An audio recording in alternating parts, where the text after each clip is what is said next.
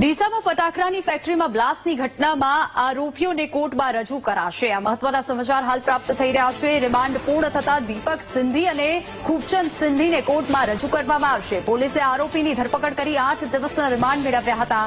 આ મહત્વના સમાચાર હાલ બ્રેકિંગ મળી રહ્યા છે।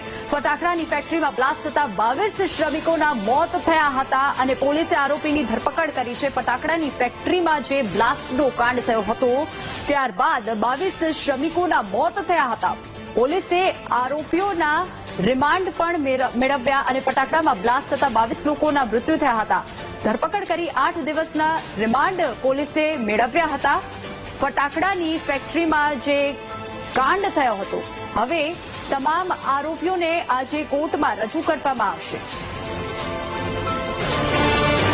દીપક સિંધી અને ખૂબચંદ સિંધીને કોર્ટમાં રજૂ કરવામાં આવશે। પોલીસે આરોપીની ધરપકડ કરી 8 દિવસના રિમાન્ડ મેળવ્યા હતા। મહત્વના સમાચાર ડીસા બનાસકાંઠામાં જે ફેક્ટરીમાં બ્લાસ્ટ થયો હતો તેમાં 22 લોકોના મૃત્યુ થયા હતા અને જે આરોપીઓ છે મુખ્ય આરોપી જે છે તેમને આજે કોર્ટમાં રજૂ કરવામાં આવશે।